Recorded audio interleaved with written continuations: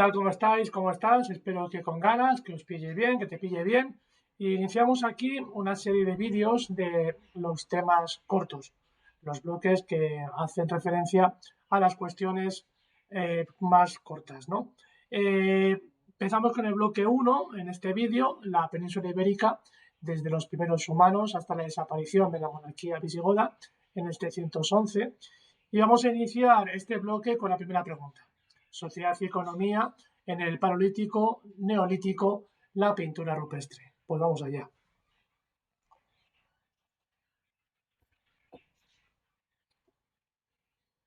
Bien, por lo tanto, empezamos con esta sociedad y economía en el Paleolítico, Neolítico, la pintura rupestre. Si veis siempre, y esto es muy importante, la propia pregunta como consejo nos va a orientar a qué debemos de ir respondiendo. En este caso, podemos utilizar la pregunta como una especie de chuleta y una forma de organizar nuestras respuestas. ¿Qué nos piden en la pregunta número 1 de este bloque? Hablar de la sociedad y de la economía durante el Paleolítico y el Neolítico.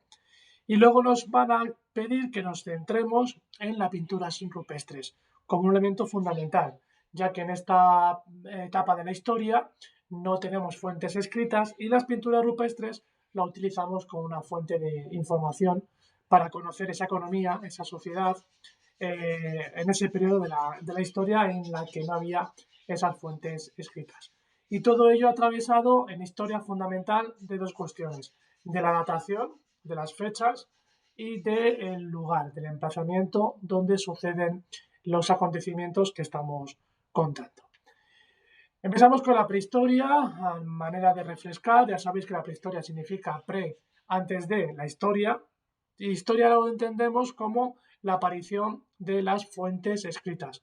Cuando nos llegan testimonios directos de los personajes del pasado, de los acontecimientos del pasado, hablamos de historia porque nos llegan esas fuentes directas a través de la escritura. Sin embargo, la prehistoria es un periodo de la historia en la que no hay fuentes escritas. Entonces, la conocemos a través de información que nos han dejado los restos materiales o esas pinturas rupestres que estábamos hablando anteriormente. Bien, en el caso de la prehistoria, su datación sería desde la aparición de los primeros homínidos, hace 2,5 millones de años, hasta la aparición de la escritura en la zona del actual Oriente Próximo, de la antigua Mesopotamia. Estamos hablando de tres periodos durante la prehistoria, que sería el Paleolítico, el Neolítico y la Edad de los Metales. En este caso, la pregunta solo nos piden que respondamos de la sociedad y la economía durante el Paleolítico y el Neolítico. Bien, ¿qué sería Paleolítico? Nos hace referencia a paleo viejo, lítico piedra, una piedra vieja. ¿Y qué sería el Neolítico? Pues algo nuevo, neo, lítico, piedra, una piedra nueva. Os decía que las fuentes escritas no están durante la prehistoria, sino que son fuentes materiales, y una de las fuentes materiales más importantes para interpretar lo que ocurre durante este periodo serían los restos de piedras que fueron fabricando, que fueron modelando, que fueron transformando para usar como utensilios, como herramientas de caza o de cocina, por ejemplo, ¿no? Que se hacían con estas piedras de una forma más antigua, el Paleolítico, de una forma, de un modelo más moderno, más contemporáneo durante el Neolítico. Entramos en el Paleolítico hace 8 millones a 8.000 a.C., corresponde con la llegada a la península ibérica de los primeros homínidos. Ojo con los términos y con las palabras en historia. En este caso nos referimos a península ibérica, ya que es un concepto geográfico y no político. ¿Por qué hacemos esto? Porque conceptos políticos como España, por ejemplo, son conceptos más contemporáneos, más modernos. Y en la época de la prehistoria no existía como tal España. Lo que sí existía, lo que sí ocurría en el espacio, podemos situarlo, sería la península ibérica, en un concepto geográfico. Este sí que sería el apropiado. Cuidado que cuando hablamos de península ibérica nos referimos actualmente a nivel político a territorios como España o Portugal. Según avancemos en el desarrollo de la historia, dejaremos de usar el término península ibérica y lo cambiaremos por otros términos como España en la época romana, Al-Ándalus en la época musulmana o España como tal en la época moderna y contemporánea. Bien, La llegada, por lo tanto, a la península ibérica de estos homínidos sería con la aparición de los restos de los más antiguos, que es el Homo antecesor, en la Sierra de Atapuerca, en Burgos. Ese Homo antecesor es un primer homínido que llega aquí, que aparece en la península ibérica, el más viejo, el más antiguo, y que corresponde a ese primate superior, a ese homínido en la historia de la evolución de la especie humana. Por lo tanto, el Homo antecesor es el resto más antiguo de homínido superior de la península ibérica y también del resto del continente europeo. En el tiempo corresponde la llegada de estos homínidos con el fin de las últimas glaciaciones. Una glaciación es un periodo de tiempo de frío extremo, de larga duración, y que se extiende por toda la superficie del planeta. Tanto el hielo continental, desde los casquetes polares y los glaciares, se van expandiendo a lo largo de la superficie de la totalidad del planeta. De tal manera que las condiciones de vida son extremas, hace un frío muy elevado y esto corresponde a momentos de la existencia de supervivencia. Estos homínidos se van a ir desplazando buscando lugares un poquito más cálidos, un poquito menos fríos. Y por eso arriban o llegan a la península ibérica, porque en este periodo de la historia la península ibérica es un lugar también frío, pero mucho menos frío, menos extremo que el resto del continente europeo. Por eso tenemos aquí los restos más antiguos, ese Homo antecesor, en la península ibérica de estos primeros homínidos, ya que van buscando esos lugares un poquito más cálidos, un poquito menos fríos. Los primeros pobladores eran nómadas y de ahí podemos deducir un montón de historias acerca de su forma de vida y de su economía. ¿Qué significa que eran nómadas? Pues que no estaban establecidos de manera permanente en un lugar estable, sino que se iban desplazando según sus necesidades.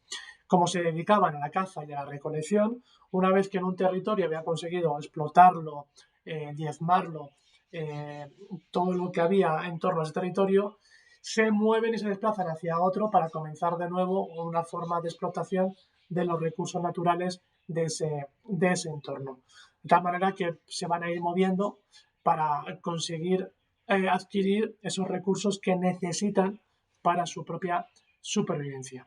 Habitan en cuevas y se mueven en grupos pequeños. La sociedad está en grupos pequeños, que es más fácil poder mover y desplazarse en grupos pequeños que no un importante movimiento de población todos a la vez, todos juntos de un sitio a otro, ¿no? Además que sería más difícil poder recurrir a esos recursos naturales que no producen, sino que van recolectando de la propia naturaleza. Esos pequeños grupos, esa sociedad en grupos pequeños, no tiene internamente una clara jerarquía social. Es decir, no hay una gran diferenciación dentro del grupo y son sociedades más o menos heterogéneas y muy horizontales. No hay tanto nivel de jerarquización dentro de la propia sociedad. Pasamos al Neolítico, hace 7.000 a 4.000 años antes de Cristo. Durante el Neolítico es la primera gran revolución, se transforma la sociedad, se transforma la historia, por lo tanto, hablamos de la revolución neolítica.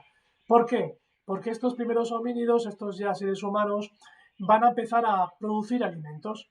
Ya no se dedican tan solo a la recolección de lo que la propia naturaleza les ofrece, sino que van a empezar a domesticar, a usar la naturaleza en su beneficio, domesticando esas plantas y sus animales, naciendo por lo tanto lo que se conoce como ganadería y agricultura, que junto con la técnica de la cerámica, el desarrollo de la cerámica, les va a permitir almacenar los excedentes de las cosechas.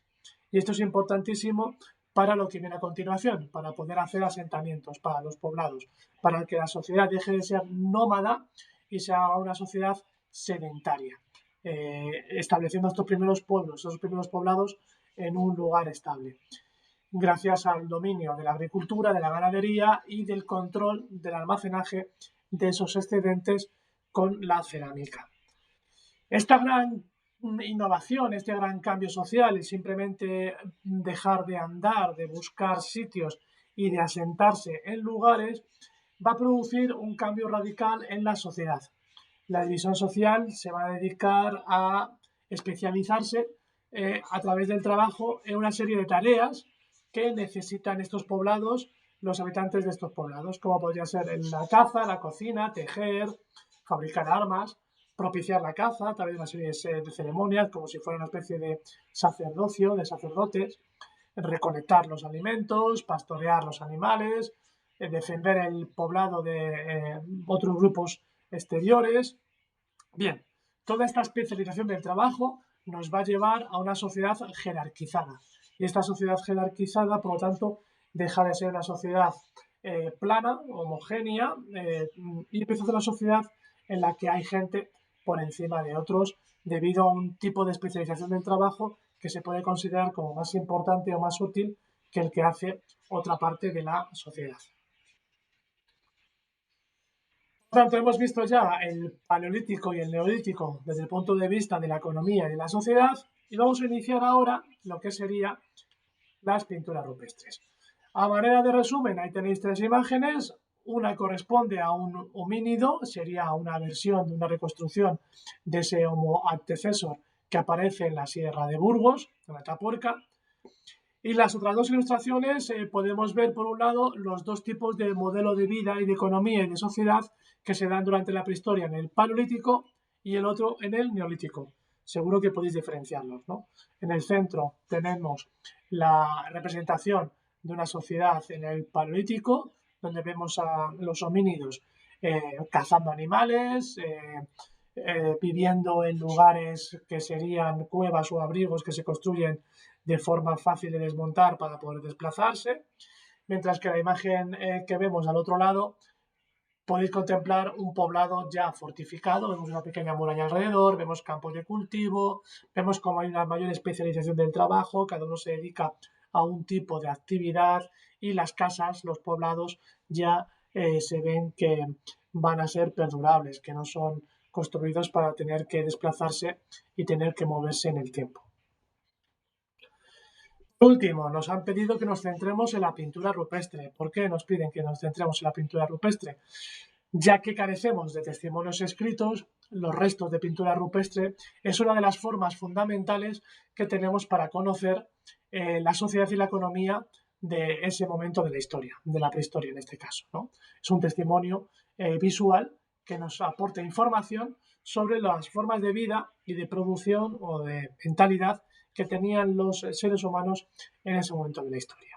La pintura rupestre son pinturas que se hacen sobre superficies rocosas y, como digo, es un testimonio arqueológico, artístico, que nos transmite información ya que carecemos de esos textos escritos que os decía al principio. Tenemos dos zonas importantes de pinturas rupestres en la península ibérica.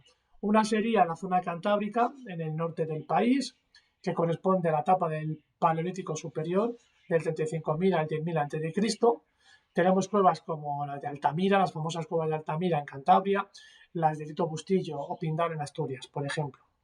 Es un arte de tipo figurativo, es decir, ves figuras naturalistas que puedes reconocer fácilmente qué es lo que se está dibujando, ¿no? En este caso van a representar fundamentalmente animales, y especialmente a bisontes, caballos y ciervos. Los colores que utilizan serían el negro y el ocre, el marrón, y la idea o las teorías nos han dicho que pintan este tipo de animales con una especie de ritual religioso de carácter propiciatorio, mágico, de tal manera que si éramos capaces de pintar un bisonte, sería fácil poder después cazarlo. Por eso decimos que sería una especie de ritual propiciatorio de las cazas, fundamentalmente para propiciar una buena caza. En la zona del Levante, en el Mediterráneo, vemos un arte rupestre en la etapa ya del Neolítico, 10.000 a 5.000 a.C., y tenemos restos en zonas como Cogul, en Lleida, en Lérida, Valtorta, en Castelló, o en Albarracín, Teruel. Vemos que estas pinturas se hacen sobre abrigos rocosos, ya no pueden ser solamente cuevas, el interior de una cueva, sino que a las afueras de la cueva, en una zona rocosa abrigada, ahí van a aparecer estas pinturas. No solamente van a representar animales como la etapa cantábrica en el Paleolítico, sino que aparecen también ya figuras humanas. Las formas de dibujar son muy estilizadas, muy esquemáticas y utilizan colores planos y tienden al monocromatismo, es decir, a la utilización de un solo color. Las escenas con lo que se representa tienen un carácter ya narrativo. Aparecen, por ejemplo, escenas como de danza, de jornadas de recolección de la miel, y tienen una función ya más testimonial, dejar testimonio de los propios modos de vida de la sociedad de la época. Ahí ven las pinturas de la zona cantábrica, un resumen de ellas. Podemos ver algún bisonte, como el famoso bisonte de las cuevas de Altamira. Ahí veis lo que decíamos de naturalista, de animales y de utilización del negro y del ocre para propiciar esa caza de estos animales. Y ahí tenéis dos dibujos de las cuevas de la zona del Levante, en la que se pueden ver desarrollo de escenas. Por un lado puede ser el desarrollo de una cacería de ciervos, que veis ahí, y por otro lado la recolección de la miel, por ejemplo, hecho ya, por ejemplo, en este caso, de figuras femeninas, que podemos ver en la otra pintura. Como veis, es monocromático, de un solo color, tiene un solo color y bastante esquemático. Bien, con esto hemos visto la pregunta número 1 del bloque 1 y en el vídeo posterior empezaremos ya a ver con las colonizaciones históricas y los primeros pueblos preromanos. Darle un vistazo de nuevo al vídeo y continuamos. Hasta luego.